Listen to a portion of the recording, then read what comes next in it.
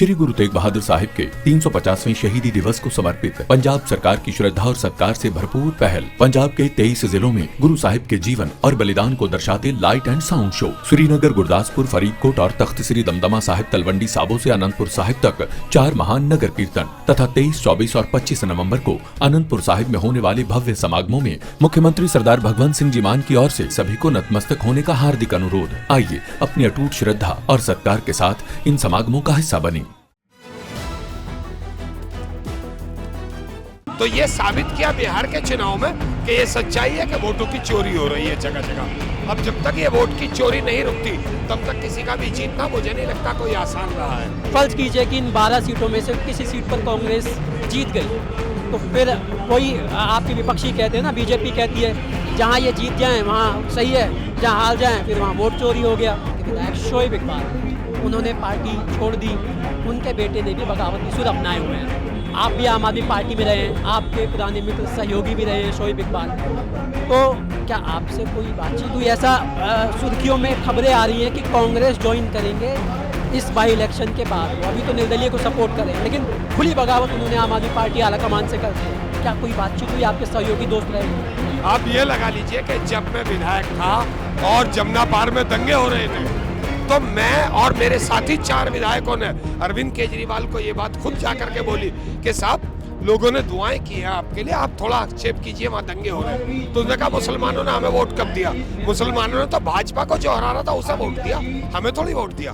Voting में सिर्फ 3 दिन का समय बाकी है। ऐसे में सभी पार्टियों का धुआंधार चुनाव प्रचार जो है वो आखिरी चरण में है और इस समय हमारी मौजूदगी चांदनी चौक वार्ड में है जहाँ पर कांग्रेस की एक जनसभा होनी है। उसे कवर करने हम आए थे लेकिन हमने देखा कि यहाँ पर सीलमपुर से पूर्व विधायक अब्दुल रहमान साहब भी यहाँ पर कांग्रेस के चुनाव प्रचार में चांद फूंकने आ गए। बड़े नेता रहे हैं तो उनसे बात करेंगे चुनाव पर और जो इस समय दिल्ली में सियासी हालात है उस पर भी बात करेंगे। अब्दुल रहमान साहब बहुत बहुत स्वागत है आपका दिल्ली तक पर। धन्यवाद। कांग्रेस का इस बार जो आप बाई इलेक्शन में माहौल देख रहे हैं 12 सीटों पर और खासकर चांदनी चौक वार्ड जहाँ पर आप आए हैं, तो क्या देख रहे हैं कि 8 महीने पहले जो विधानसभा चुनाव था और कांग्रेस की जो हालत हुई उसमें वो किसी से छुपी नहीं है।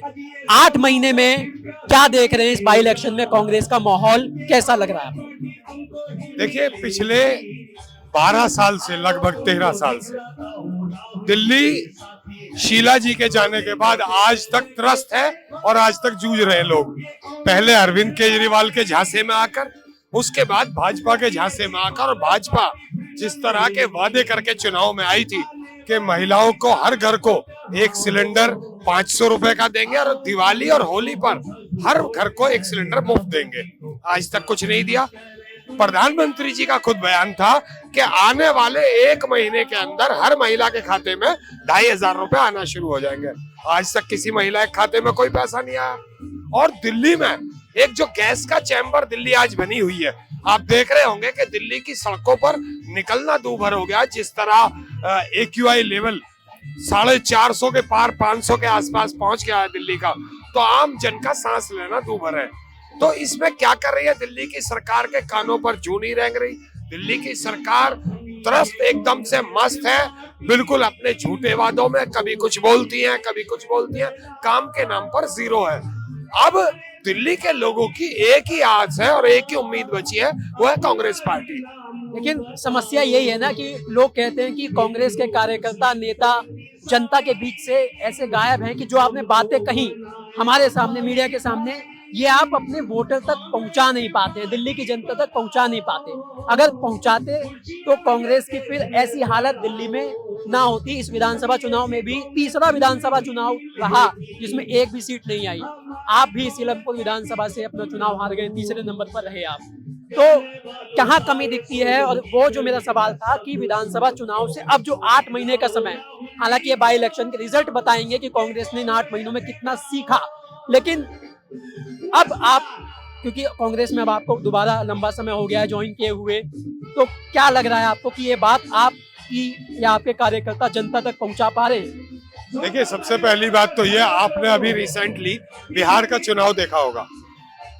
पूरी मीडिया के आंकड़े फेल करके वो चुनाव हुआ और हमारे राहुल गांधी जी जो जननायक है और पहले से इस बात को उजागर करते आ रहे हैं कि वोट चोरी हो रहा है और वोट चोरी करके सरकारें बनाई जा रही हैं। तो ये साबित किया बिहार के चुनाव में कि ये सच्चाई है कि वोटों की चोरी हो रही है जगह जगह। अब जब तक ये वोट की चोरी नहीं रुकती तब तक किसी का भी जीतना मुझे नहीं लगता कोई आसान रहा है। इसके लिए हकीकत यही है कि पब्लिक को उजागर होना होगा, पब्लिक को सड़कों पे आना होगा, तभी जाके कोई राह बदलेगी। रही निगम चुनाव की बात, निगम का चुनाव 12 सीटों का बाई इलेक्शन है। इस बाई इलेक्शन में सभी पार्टियां मेहनत कर रही हैं और मुझे लगता है कांग्रेस बहुत अच्छा रिजल्ट लेकर के इस चुनाव में आएगी। तो वोट चोरी का मुद्दा आपने जो है गिनाया, राहुल गांधी भी लगातार बात कर रहे हैं, लेकिन कमी वहीं रह जाती है कि संगठन कांग्रेस का जो कमजोर है। अगर मान लीजिए आप कह रहे हैं कि भाई हमारा वोट काटा जा रहा है, तो वो तो कांग्रेस का कार्यकर्ता जो जमीन पर है उसकी जिम्मेदारी है, स्थानीय नेताओं की जिम्मेदारी है, जो आपके बीएलए हैं उनकी जिम्मेदारी है कि भाई वोटर लिस्ट से जो अगर आप क्लेम करें कि आपका वोट काटा जा रहा है तो उसका वोट ना कटे, और अगर उसका वोट कट रहा है तो उसको जुड़वाने की जिम्मेदारी उसकी है, इलेक्शन कमीशन तक मुद्दा उठाने की जिम्मेदारी उसकी है। कांग्रेस का कार्यकर्ता संगठन एक्टिव नहीं है, इस वजह से ये सब हो रहा है जो आप बात कह रहे हैं, इसको तो मानते हैं ना आप? देखिए, एपीआरओ जो एक विधानसभा को देखते हैं, उन तक जब हमारे कार्यकर्ता या बीएलए 1 इस आवाज को उठाते हैं तो वो सुन नहीं रहे। यहां तक आप समझ ले, जब चुनाव आयोग खुद एक भाजपा का कार्यकर्ता बन के काम करे तो क्या ही इस देश का होगा। चुनाव आयोग खुद एक कार्यकर्ता बनकर भाजपा के लिए काम कर रहा है और वोट चोरी की तरफ ध्यान न देते हुए वो भाजपा का एक कार्यकर्ता बनकर भाजपा के लिए आज काम कर रहा है। ये सारी हिंदुस्तान में उजागर हुआ है और राहुल गांधी जी ने सैकड़ों सबूत इसके दिए हैं। अच्छा, मान लीजिए आप वोट चोरी का मुद्दा उठा रहे हैं, फर्ज कीजिए कि इन 12 सीटों में से किसी सीट पर कांग्रेस जीत गई, तो फिर वही आपकी विपक्षी कहते हैं ना, बीजेपी कहती है जहां ये जीत जाए वहां सही है, जहां हार जाए फिर वहां वोट चोरी हो गया। फिर ऐसे में तो चुनाव लड़ने का फिर मतलब ही नहीं बनता कांग्रेस का, अगर वोट चोरी हो रही है और आप कह रहे हैं कि अब चुनाव लड़ने का मतलब ही नहीं है। देखिए, मैं आपको बताऊं, सच तो यह है कि मुझसे कहीं बेहतर आप मीडिया के भाई जानते हैं इस बात को। कह नहीं पाते, बात अलग है, आप अपने दिल की बात बोल नहीं पाते, बात अलग है, लेकिन हमसे कहीं बेहतर आप जानते हैं कि इस देश में क्या हो रहा है। इस देश में हिंदू मुसलमान के नाम पर फसाद कराना हो या हिंदू मुसलमान के नाम पर वोटों को ट्रांसफर करना हो या वोट को चोरी करना हो, जो भी हो रहा है खुली आंखों से आप मीडिया बंधु हमसे बेहतर जानते हैं। लेकिन एक दिन निजाम सबका बदला है। 850 साल यहाँ मुगल हुकूमत करके चले गए, आज नाम लेवा नहीं है उनका कोई। उसके बाद अंग्रेज यहाँ 250 साल हुकूमत कर गए, उनका नाम लेवा नहीं है। 75 साल 70 साल कांग्रेस ने भी हुकूमत करी, ठीक है, आज दिल्ली में नहीं है, फिर कांग्रेस का दौर आएगा। और कांग्रेस ही एक ऐसी स्थायी सरकार थी कि जब जब कांग्रेस की सरकार रही लोगों के कारोबार चले, लोगों में खुशहाली रही, सब तरफ चैन और अमन रहा। आज जब से कांग्रेस की सरकार गई है तब से लोग कारोबारी स्तर पर परेशान है, लोग पॉल्यूशन से परेशान है, जगह जगह परेशानियां ही परेशानियां हैं, कहीं खुशहाली का नामो निशान नहीं है। अच्छा, बाई इलेक्शन की हम बात कर रहे थे, चांदनी महल वार्ड में भी बाई इलेक्शन है और वहाँ के आम आदमी पार्टी के जो बड़े लीडर कद्दावर नेता हैं, कांग्रेस में भी रहे 6 बार के विधायक शोएब इकबाल, उन्होंने पार्टी छोड़ दी। उनके बेटे ने भी बगावती सुर अपनाए हुए हैं। आप भी आम आदमी पार्टी में रहे हैं, आपके पुराने मित्र सहयोगी भी रहे हैं शोएब इकबाल, तो क्या आपसे कोई बातचीत हुई? ऐसा सुर्खियों में खबरें आ रही हैं कि कांग्रेस ज्वाइन करेंगे इस बाई इलेक्शन के बाद। वो अभी तो निर्दलीय को सपोर्ट कर रहे हैं, लेकिन खुली बगावत उन्होंने आम आदमी पार्टी आलाकमान से कर दी है। क्या कोई बातचीत हुई? आपके सहयोगी दोस्त रहे? देखिए, हमारी उनसे कोई बात नहीं हुई, लेकिन मैं समझता हूं कि उनको आम आदमी पार्टी बहुत पहले छोड़ देनी चाहिए थी। जिस विचारधारा के वो आदमी है जनाब शोएब इकबाल साहब, उन्हें कभी की छोड़ देनी चाहिए थी। उनकी विचारधारा आम आदमी पार्टी की विचारधारा से मिलती ही नहीं, क्योंकि आम आदमी पार्टी और भाजपा एक ही सिक्के के दो पहलू हैं।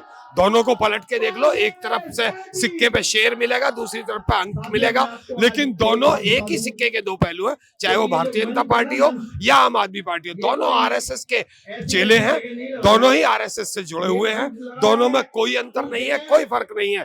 लेकिन मैं समझता हूं कि चुनाव में जाना सबका हक है, लड़ना सबका हक है। उन्होंने क्यों छोड़ी ये वो बेहतर जानते होंगे, या किस लिए वो चुनाव उनके रिश्तेदार को टिकट नहीं मिला इसलिए छोड़ दिया आम आदमी पार्टी, तो ये कह रही है। सर देखिए, मैं कांग्रेस की बात करूं, मैं ना कि शुएब इकबाल साहब की बात करूं कि उनके रिश्तेदार को टिकट नहीं दिया, उन्होंने छोड़ दी, भैया भतीजावाद तो होना ही नहीं चाहिए। सवाल मैं फ्रेम कर देता हूँ। मेरा सवाल मैं इस पे आना चाहता था, थोड़ा घुमा के आना चाहता था कि जो दिल्ली के टॉप मुस्लिम लीडरशिप है, नेता जैसे आप रहे, अब शोएब इकबाल साहब जो आम आदमी पार्टी में गए, इकबाल साहब मेरे साथ ही विधायक थे। हाँ आप ही के साथ विधायक थे, तो अब जो मुस्लिम लीडर हैं उनका आम आदमी पार्टी से मोह भंग क्यों हो रहा है, उसकी क्या वजह मानते हैं? आम आदमी पार्टी, मैंने आपको सबसे बड़ी बात बताई, आरएसएस से जुड़ा एक विंग है आम आदमी पार्टी, और जो हमेशा मुस्लिम विरोधी काम करते हैं, सदा उन्होंने किए। आप ये लगा लीजिए कि जब मैं विधायक था और जमुना पार में दंगे हो रहे थे, तो मैं और मेरे साथी 4 विधायकों ने अरविंद केजरीवाल को ये बात खुद जाकर के बोली कि साहब लोगों ने दुआएं की है आपके लिए, आप थोड़ा आक्षेप कीजिए, वहां दंगे हो रहे हैं। तो उसने कहा मुसलमानों ने हमें वोट कब दिया? मुसलमानों ने तो भाजपा को जो हरा रहा था उसे वोट दिया, हमें थोड़ी वोट दिया। तो वो इस मतलब के आदमी नहीं है जो अरविंद केजरीवाल जिनको कह रहे हैं, वो तो वन मैन शो, वो मायावती के भी चच्चा है इस मामले में, one man show, one man army है, उनका कोई पार्टी नहीं है, वो एक एनजीओ चला रहे हैं, उनका कोई जनाधार नहीं है। किस्मत से वो दिल्ली में आगे झूठे लुभावने वादे करके दोबारा जो ये 22 सीटें आई हैं, आगे 2 सीटें मौसर होने वाली नहीं है।